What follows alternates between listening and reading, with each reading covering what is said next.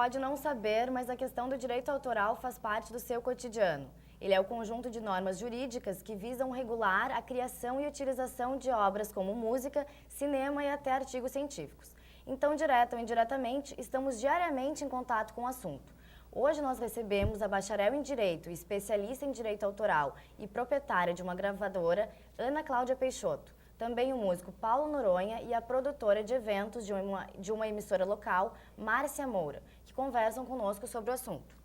Gente, a gente vai falar então sobre direitos autorais, a gente estava antes conversando em off, sobre o ECAD. Queria que vocês explicassem mais ou menos que órgão é esse, que é privado, e que responsabilidades ele tem, o quanto obscuro ele ainda é para muita gente. Então, se vocês pudessem começar falando sobre isso, não sei. Eu acho que a nossa especialista pode contextualizar. O ECAD, na verdade, ele é uma instituição privada, que ele é composto por associações de classe. Essas associações seriam associações de músicos, compositores, são 6 ou 7, até não lembro agora, todas que compõem, que fazem a Assembleia Geral. Não, mas são 6 ou 7 que compõem a Assembleia Geral, que tem poder de voto. Que seria a Abramos, a SBACEN, a Abramos é a Associação Brasileira de Músicos, a SBACEN, a UBC, a AMAR, enfim.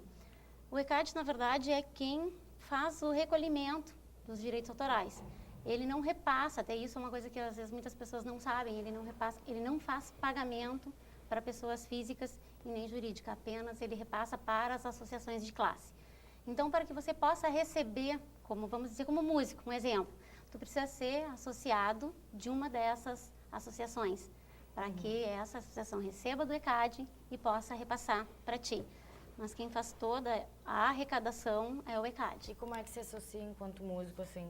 Enquanto músico, tu precisa, não tem custo nenhum, tu procura uma dessas associações, eles vão te dar uma ficha de filiação, onde tu vai assinar, vai colocar teus dados, se tu é compositor, autor, arranjador, ou se é tudo. Se é gravadora também tem que se associar, estúdio, produtor fonográfico, editora. E aí tu preenche essa ficha, encaminha para lá, com uma foto 3x4, comprovante de residência, um número de conta para que seja efetuado o teu pagamento, e aí tu vai receber, depois de tudo direitinho, passa pelo jurídico, viu que está tudo ok, tu é associado, tu vai receber uma carteirinha com um número de sócio, e através daquele número de sócio tu vai poder acompanhar o teu recolhimento, ligar para a tua associação, cobrar, ver como é que está, se tem alguma coisa para receber, se tem alguma coisa bloqueada. Funciona mais ou menos por aí. Claro, até a gente queria deixar claro que tu tá dando essas informações pra gente, porque ninguém do ECAD pôde vir, né? Isso, nós chamamos, que é uma pena, né? Mas uma pena a pessoa não pode vir dar essas explicações. Até sobre registro que se faz. A gente observou na mídia, e acho que isso a gente vê com mais frequência também, de pessoas que se apropriam de direitos autorais indevidos. Então, quando eu te perguntei como é que se inscreve como músico, no caso de alguém fazer uma música e não ir lá registrar, alguém pode registrar essa música como sendo sua? Na verdade, assim, o direito autoral, tu não precisa do registro para receber. Presume-se quando tu informa, vamos pegar um exemplo mais na minha área, que seria músicas. Quando tu coloca que tu é autor de uma letra e de uma melodia, por exemplo, presume-se que tu está falando a verdade. Então, tu prestou aquela informação, até que prove-se ao contrário, tu realmente é o compositor da letra. Sim. Então, o que acontece? Tu não precisa registrar ela, por exemplo, na Biblioteca Nacional, para que você consiga receber os seus direitos autorais. Não. Na verdade, o registro, ele serviria mais como uma fonte de prova, numa eventual necessidade de uma ação judicial, que tu precisa provar. Vamos dizer que eu me aproprio de uma música, eu componho uma letra de uma música e o Noronha faz a melodia. O que acontece? Eu tenho 50% e ele 50%. Eu posso chegar numa gravadora que vai gravar minha música e dizer, não, é 100% meu, letra e música. Na verdade, eu estou me apropriando dos 50% dele. Sim. Para que ele faça essa prova, se existiu o registro, perfeito, porque tem a anterioridade, ele vai provar com a data do registro que já era dele. Sim. Mas não necessariamente precisa ser o registro para ele provar, porque ele pode usar de outros meios de prova. Ele pode ter algum CD de outros músicos, ele pode ter prova testemunhal de gente que já gravou a música dele, que ele autorizou. Então, não necessariamente ele precisa do registro para receber os direitos autorais e para provar o direito do autor. O registro, ele vem mais como uma fonte, uma forma de tu comprovar alguma coisa, eventualmente seja necessário. Sim. E o registro mesmo, desculpa, Michele, o registro se faz na Biblioteca Nacional. Sim. Até, Paulo, tu como músico, vocês têm registro? Temos, que como a gente gravou um CD em 2010 agora, e como a gente gravou em Goiânia lá, e a gente já tinha participado de um festival grande lá, que é o Goiânia Nós, já estávamos em contato com o pessoal da Monstro Discos lá. A gente gravou num estúdio que como é que eu posso dizer, é quase que um conveniado a Monstro Disco, assim. A maioria dos artistas da Monstro Disco acabaram gravando nesse estúdio. E aí, assim, é uma via meio que natural, assim, ter uma tratativa com a Monstro Discos. A partir disso aí, a gente assinou um contrato com a Monstro Discos e a primeira coisa que foi feita foi a edição de todo o nosso material na UBC. Então, a Monstro Discos, não faz muito tempo que a Monstro tem uma editora instituída, que é uma empresa separada da Monstro, que cuida só da edição do material dos artistas da Monstro.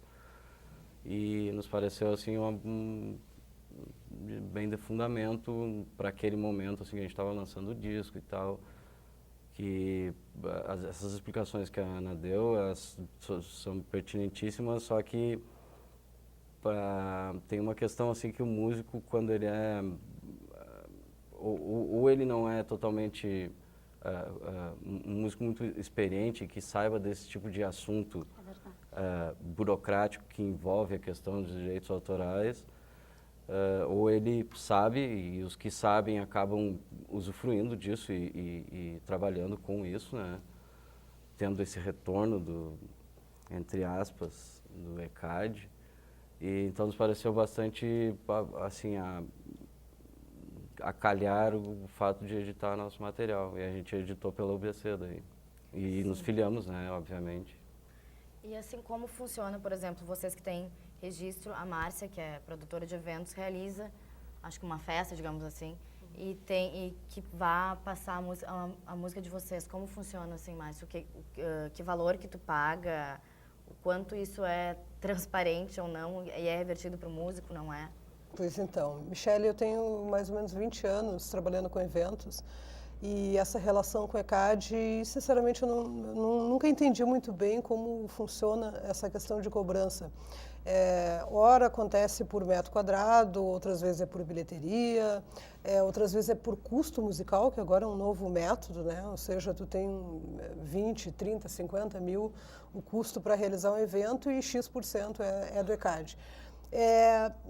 A questão não é só o método de cobrança, mas é o nosso questionamento quanto ao que desse direito autoral, o que foi arrecadado, vai chegar realmente no músico, aquele que tem o direito em receber esses direitos. Porque a relação que nós fornecemos ao ECAD, que os músicos fornecem, é uma relação fria, que acontece às vezes uma semana antes do evento acontecer. Claro que na hora vai ter as palhinhas, vai ter o pedido do público, vai ter outras músicas e o ECAD não está lá para fiscalizar, né? Eu acho que, não sei se é completamente justo e pelo que eu vi a distribuição ela não acontece dessa forma, até porque se tu não tem como fiscalizar, como é que tu vai fazer a distribuição desses direitos, né? Então, e também se for entender como é que funciona os índices de cobrança, é uma coisa maluca. Assim, te convido a pedir essa explicação para o órgão que realmente faz essa cobrança, né? Não, o nosso convidado do ECAD não veio, mas Ana, tu poderia explicar para a gente um pouquinho melhor desse processo? Na verdade, assim, como a Márcia disse, interessante seria explicar, porque exatamente a fundo eu não conheço, porque olha que a gente tem a gravadora já tem mais de 20 anos, mas eu trabalho na área há 15 e eu vou te dizer assim, ó, que até hoje não dá para entender não sei a exatamente forma, né? como funciona. E olha que eu já estudei isso, já fui buscar índices, já fui buscar como funciona, inclusive porque, por exemplo, na nossa área, a gente recebe como gravadora, como produtor fonográfico e como editora, que foi o caso que o Noronha estava citando antes. Com o produtor fonográfico, a gente recebe o direito de execução, que seriam os direitos conexos, que são chamados, que de rodagem, de execução pública. Rodou na rádio, um percentual é da gravadora, do produtor fonográfico. Só que eu também, sinceramente, não sei te dizer assim, qual é o parâmetro usado. Porque, assim, a mesma música pode vir R$500, como pode vir R$50. Então, existe, às vezes, uma disparidade. Então, na época que eu estava fazendo a minha monografia, na época de curso, eu fui tentar buscar mais a fundo isso, tentar entender melhor isso.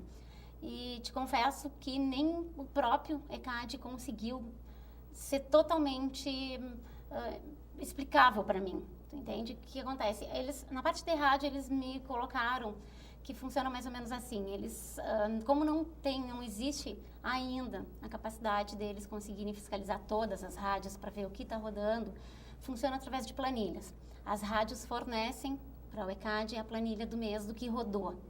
E eles trabalham por sorteio de rádios. Então, vamos dizer, por exemplo, que a Unifra tem uma rádio. E a Rádio Unifra hoje rodou X músicas. E hoje a Rádio Unifra não sabe. A rádio não sabe que ela é um sorteio. Então, hoje o ECAD vai estar gravando toda a programação da Unifra. E aí, vamos dizer que rodou lá às 3 da tarde, por exemplo, a música do Noronha. Quando chegar aquela planilha que a rádio da Unifra forneceu, eles vão pegar o dia que foi gravado. Sim. E vão ver se naquele dia, às 3 horas da tarde que rodou a música do Noronha, como estava na planilha de execução que essa música rodou. Porque senão acaba sendo cômodo, tipo, eu sou uma programadora de rádio, Noronha é meu amigo e eu vou colocar na planilha que a música roda todos os dias. Tá bombando a música do Noronha, ninguém ouve, mas tá bombando. Sim. Mas essa fiscalização acontece efetivamente? Na verdade, eu acho que na prática eu não sei exatamente se funciona ou não. E aí eles alegam mais ou menos como é que segundo os critérios deles. A parte de rádio, de execução, vai conforme o alcance da rádio, o tamanho da cidade, de habitantes, potência comercial. Por exemplo, eles não calculam o mesmo valor, só que daí isso é um pouco, não é tão transparente, vamos dizer assim, porque a gente não sabe exatamente certo a base de cálculo disso. Eles alegam, por exemplo, claro, isso concordo, tá certo, que eles não podem cobrar o mesmo valor de uma rádio, por exemplo, de Agudo, que é uma cidade pequena, com uma rádio de São Paulo. Com certeza. Por quê? Porque o índice de ouvintes, o patrocinador que vai patrocinar um evento ou aquele investidor que está investindo em comercial, ele não vai pagar os mesmos 30 segundos que ele vai investir numa RBS, não é o mesmo valor dos 30 segundos que ele vai investir numa TV né, de potencial menor. E teria diferença entre uma rádio universitária, uma rádio comercial, uma rádio Na verdade, o que não? acontece? Até a rádio comunitária também paga. A rádio comunitária também tem obrigação de pagar. Porque, na verdade, independente se ela é comunitária ou não, se ela tem fins lucrativos, se ela tem o objetivo de auferir lucros, ela tem que pagar. Só não se paga direito autoral se for com algum evento, com fins que não sejam lucrativos, beneficente, alguma coisa assim. Porque uma rádio universitária e uma rádio comunitária não tem fim lucrativo. Mas a rádio comunitária, eles alegam que ela também comercializa alguns espaços, algumas vezes. Não sei exatamente como é que funciona. Sim, você paga. Não sei exatamente e a universitária não se paga? Na verdade, é isso que eu te coloco agora, Michele. Eu não sei exatamente como é que funciona a cobrança, se existir algum vínculo comercial, com certeza absoluta eles vão cobrar, porque a lei, na verdade, na prática, muitas coisas não acontecem. A lei diz que tu tem que cobrar desde um shopping que esteja rodando, desde um salão de beleza. Mas tem algumas exceções, tem algumas liberações, tipo loja de disco. Loja de disco. Loja de disco é liberado porque está divulgando de disco, o por trabalho. Exemplo, uma loja de eletrodoméstico. Se ela vende, por exemplo, DVD, aparelhos de DVD ou aparelhos sonoros, para ela vender, ela pode colocar um DVD rodar sem precisar pagar. Porque, na verdade, ela precisa demonstrar o produto dela. E como que ela vai demonstrar isso? Mas de fora, tipo uma rádio dentro do supermercado paga, cinemas, pela lei, a princípio paga. Na prática às vezes não funciona, mas cobra assim. A gente continua então no próximo bloco, a gente vai para um intervalo breve.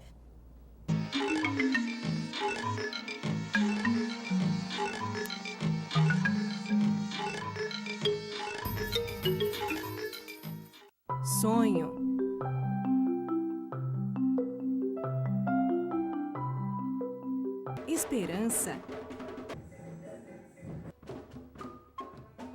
Realização.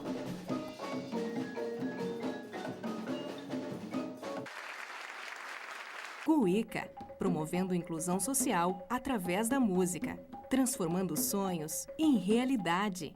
Oi, você já me conhece, eu sou a Clara. Já imaginou chegar na faculdade morrendo de sede e não ter água para beber? Ou chegar em casa louco por um banho e não poder tomar? Aposto que não seria legal. Água, para não acabar, devemos poupar.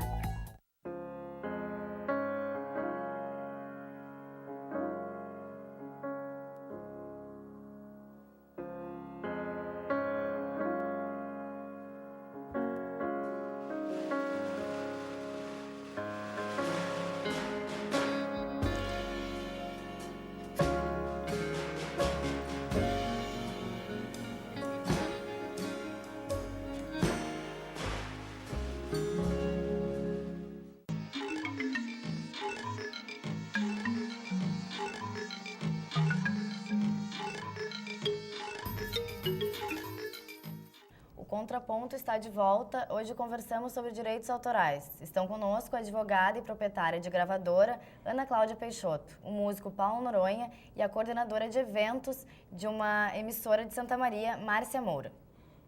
Bom, a gente terminou o outro bloco falando sobre todas essas questões burocráticas do ECAD, do que está dito na lei e o que realmente se efetiva.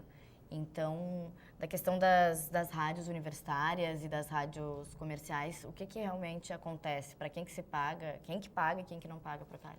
Na verdade, Michele, as rádios todas são obrigadas a pagar a execução, né? A execução pública no momento que rodam as músicas. E a lei coloca que as rádios, sejam elas comunitárias ou não, têm que pagar. Dentro dessa comunitária, entraria, que não deixa de ser mais ou menos o mesmo padrão, a própria rádio universitária. Só que a lei também diz a seguinte coisa, que tu também tem que cumprir a função social do direito autoral. Então, no momento que tu tem, por exemplo, principalmente a parte científica, a parte de ensino. Sim. Vamos pegar, por exemplo, a parte da parte de um livro, por exemplo. Tu não pode privar uma universidade de dar acesso aos alunos de determinada obra, porque tem que comprar ou tem que pagar o aluguel, um exemplo. Sim. Então, tu tem que cumprir a função social. Isso a própria Constituição traz, que o direito autoral, seja a parte de industrial, ou seja a parte de obras musicais, enfim, ela tem que cumprir a função social. Então, numa rádio universitária, eles vão sempre analisar se existe algum vínculo comercial. Se existir, embora seja universitária, se ela configurar que ela tem fins lucrativos, eles vão te cobrar. Agora, se não existir essa prova com esse vínculo, não tem como te cobrar, porque, na verdade, o objetivo dela, o que a rádio universitária traz? O objetivo de educar, o objetivo de levar conhecimento de formação aos seus próprios acadêmicos, porque o que acontece? Onde é que o acadêmico que vai fazer um curso de programador de rádio vai ter um estágio? Ele é obrigado, muitas vezes, a fazer isso quando não consegue numa instituição particular, privada, de fazer dentro da própria universidade. Então, a universidade, se ela não abrir um espaço, muitas vezes, como é que o aluno vai conseguir fazer isso? Sim. Então, na verdade, sempre o ECAD vai buscar se existe algum vínculo comercial, se existe fins lucrativos, se por algum acaso a rádio está comercializando algum espaço. Não existindo essa prova, essa comercialização, eles não podem te cobrar, porque em momento algum ela oferiu lucro. Ela está cumprindo a função social, que é levar o ensino. Sim. Seja através da música, seja através de uma obra literária, ela está cumprindo a função social. Sim, É diferente, por exemplo, de tu pegar uma emissora de TV, que tu sabe que não tem como fugir do lado comercial, da parte lucrativa. E uma TV universitária, aqui como a nossa, por exemplo, se o Paulo libera uma música dele para tocar aqui, ele vem tocar e libera a música, a TV pode exibir esse clipe dessa música, por exemplo? Pode, porque o próprio autor, ele está abrindo mão do direito autoral dele. Porque o que acontece? O direito do autor, ele é comparado ao direito de personalidade, que que ele não pode ser transmissível, tu não pode renunciar, eles são irrenunciáveis. Só que tu pode abrir mão da parte patrimonial, que seria a parte econômica. O direito moral, tu nunca vai poder abrir mão. Tipo, o Paulo nunca vai poder chegar e dizer assim, eu não quero, não preciso usar em meu nome que a música é minha. Porque o direito moral, ele não pode abrir mão disso. Agora, o patrimonial, ele pode ceder, ele pode fazer uma cessão de direitos comigo e eu cuidar do direito da parte patrimonial dele, e ele pode chegar aqui e dizer, não, eu abro mão da parte patrimonial, economicamente falando, entende? Sim. Ele não tem problema, pode rodar e não tem como cobrarem. E hoje em dia existem as Creative Commons, né? Isso. Que são licenças que trabalham em âmbitos diferentes. Tem Creative Commons que libera total tua obra, determinada música lá minha, dependendo da licença que eu usar, ela está liberada para execução, reprodução, versão, download, fim comercial, qualquer coisa está liberado. No entanto, tem outros tipos de licenças do Creative Commons que liberam ou, tipo, tu pode executar a minha música a hora que tu quiser, o dia que tu quiser, onde tu quiser, mas tem que ser comigo cantando. Não pode ser ninguém, não pode ser uma versão, entendeu? Ou não pode fazer versão em língua estrangeira da minha música. Ou eu libero para tu exibir ou divulgar, mas não pode ter fim comercial. Então tem várias, eu não sei a fundo assim dizer. E a questão dos covers, assim, como que fica? Os covers, no meu ver, assim, seria onde o ECAD teria mais razão de ser com execução, por exemplo, assim, eu sou músico, estou falando mais do universo musical. Seria onde mais teria razão de ser o fato de cobrar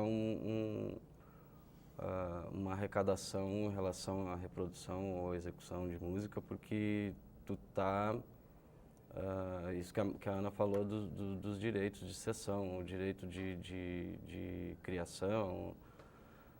Tu está fazendo música de outra pessoa, entendeu? Então tu está atingindo o direito de outrem.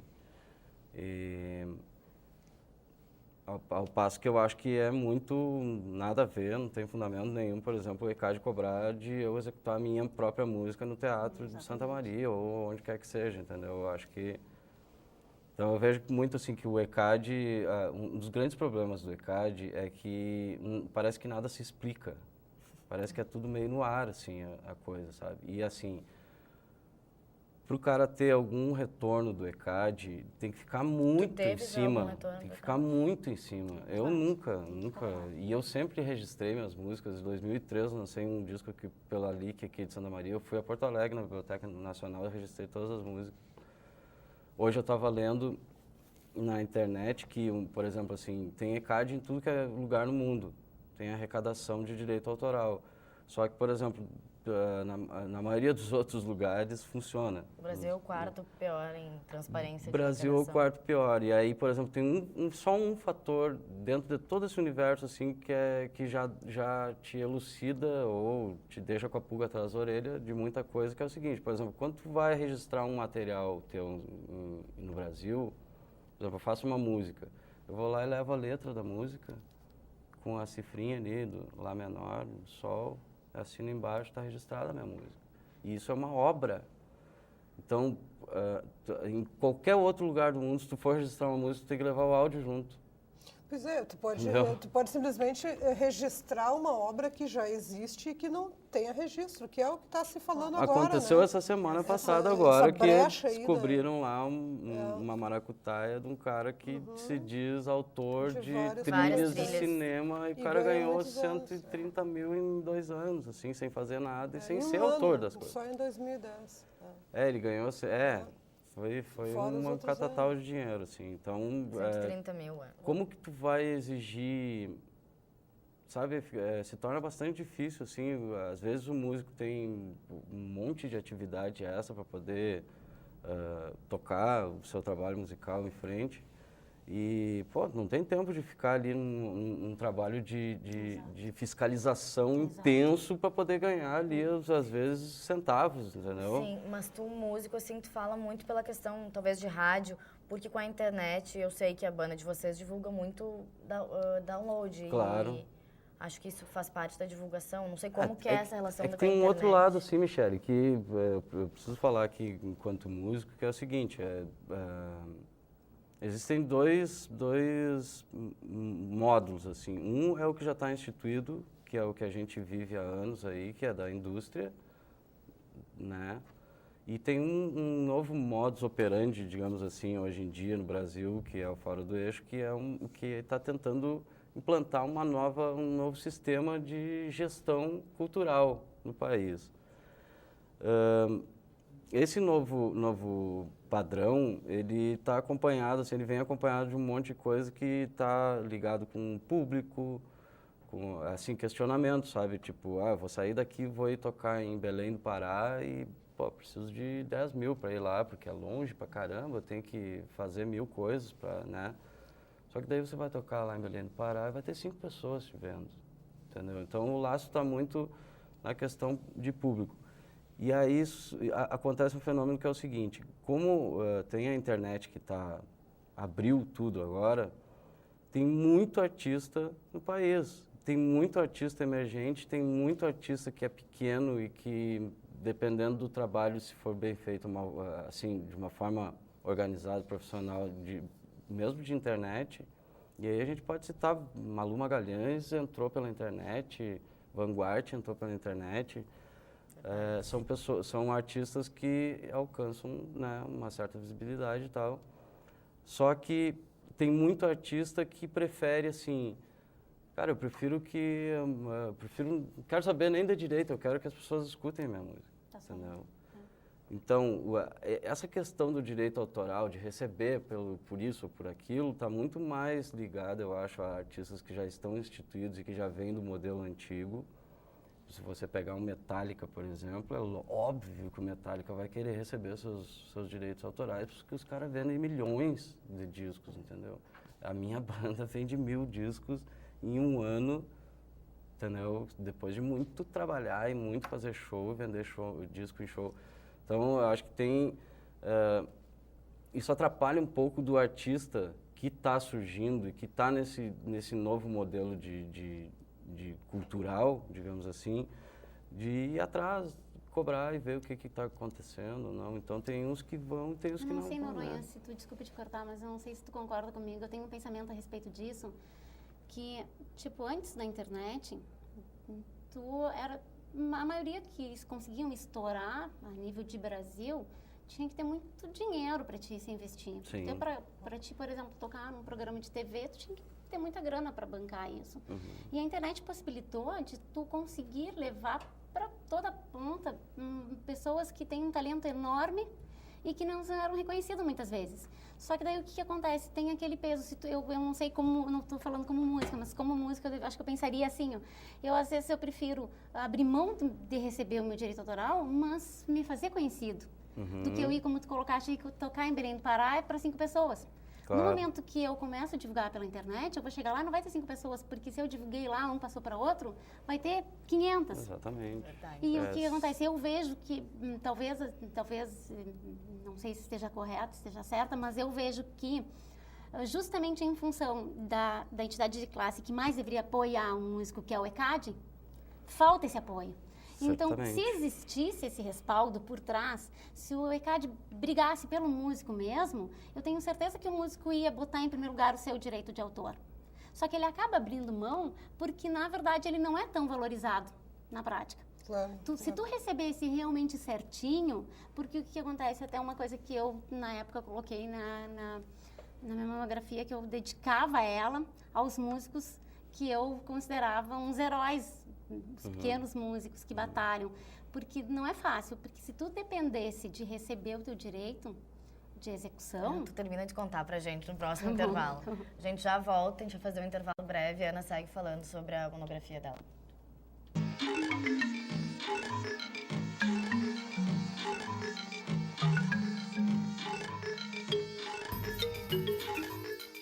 A gente fica se perguntando, será que vai ser menino?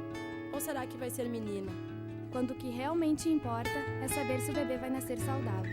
A transmissão vertical ocorre quando a criança é contaminada pelo vírus HIV na gestação, parto ou na amamentação.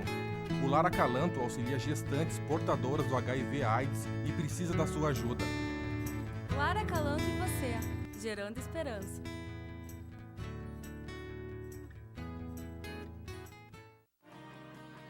Você conhece a pastoral universitária aqui da Unifra? Não? Aliás, você sabe o que a pastoral universitária faz?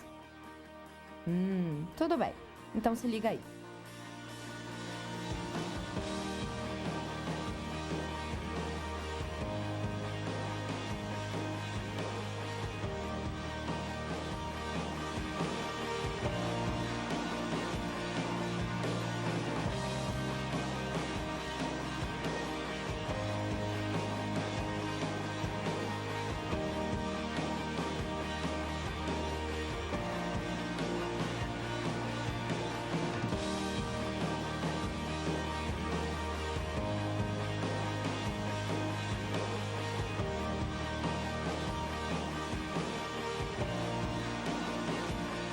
Venha nos visitar ou acesse o site da Unifra e saiba mais.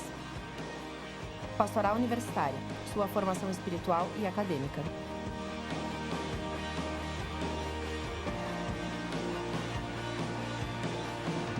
Lixo fora do lugar prejudica o equilíbrio ambiental. Faça sua parte, coloque o lixo no seu devido lugar. Você sabia que o lixo é um dos maiores responsáveis pelos alagamentos do país? Faça sua parte, coloque o lixo no seu devido lugar.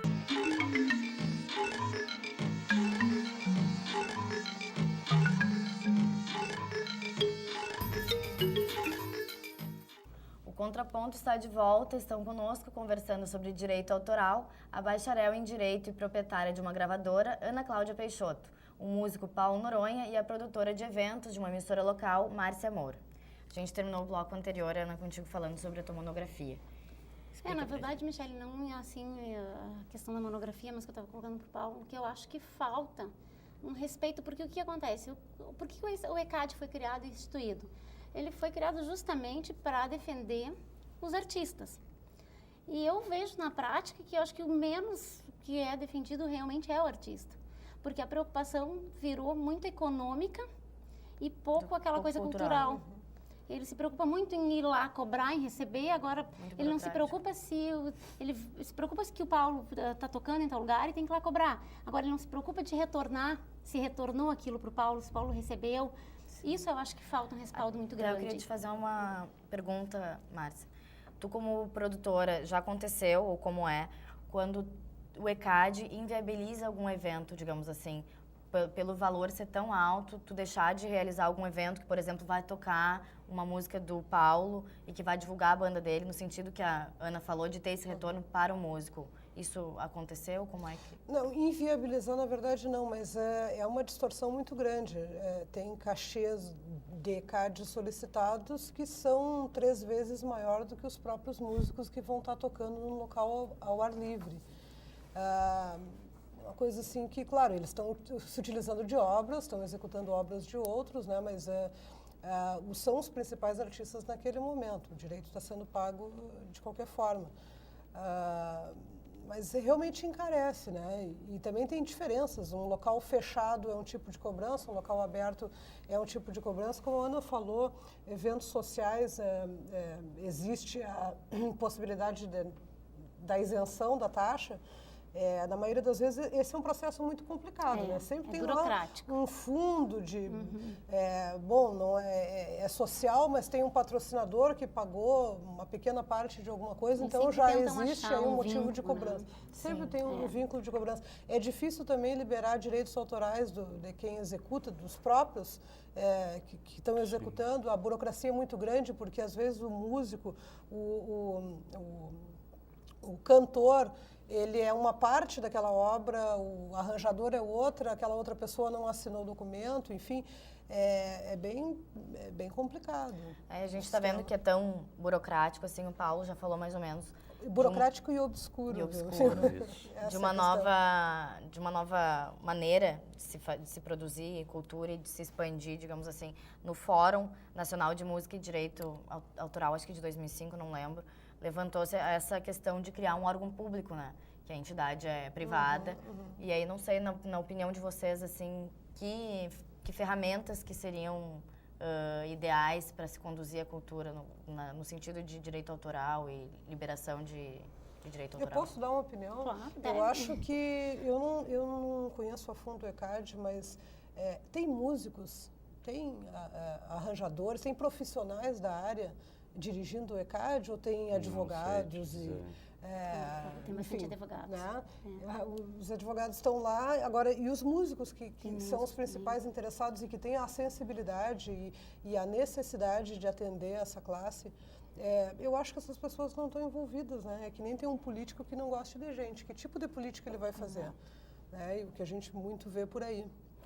Eu acho assim que se tornou, como a Ana começou no programa explicando, o ECAD ele é um escritório de arrecadação que faz um trabalho junto a 9 ou 10 associações no país.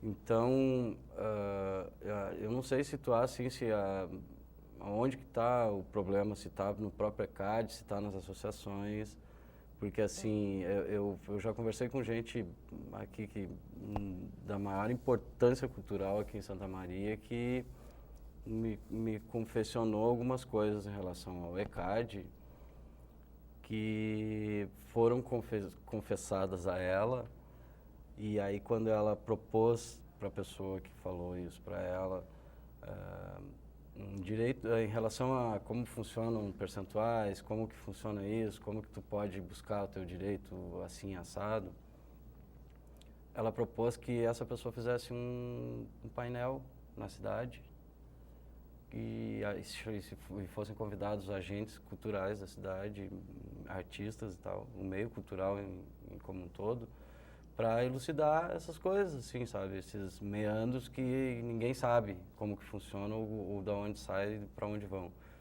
E aí a pessoa chegou para ela e disse assim, mas o ECAD não tem interesse nisso.